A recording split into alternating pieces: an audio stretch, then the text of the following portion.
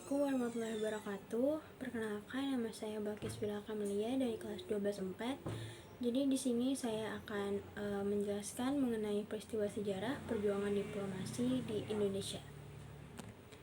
Oke. Jadi yang pertama itu ada Perjanjian Linggarjati yang diadakan pada tahun 1946.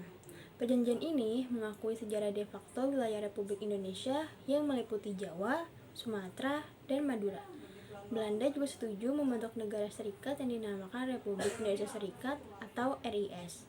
Dan RIS akan bekerja sama dalam bentuk Uni Indonesia Belanda.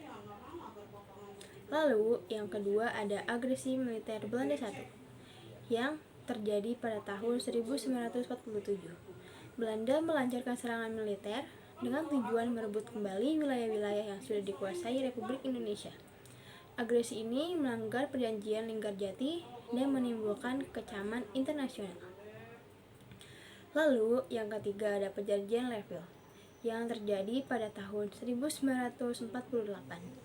Yang dimana perjanjian ini diadakan di atas kapal USS Renville dan menegaskan garis demarkasi Van Mook atau garis pemisah antara wilayah Belanda dan Indonesia.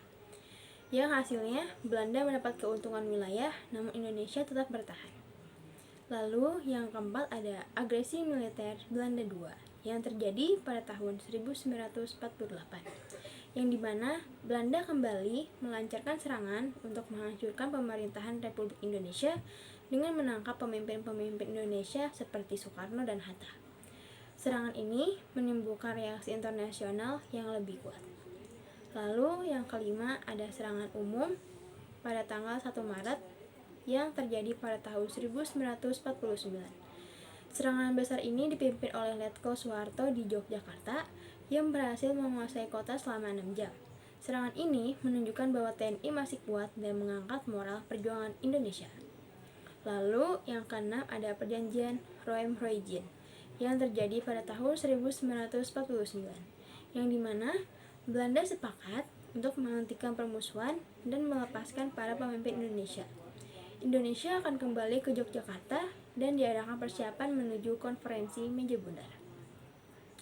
Lalu yang ketujuh ada konferensi Meja Bundar yang terjadi pada tahun 1949.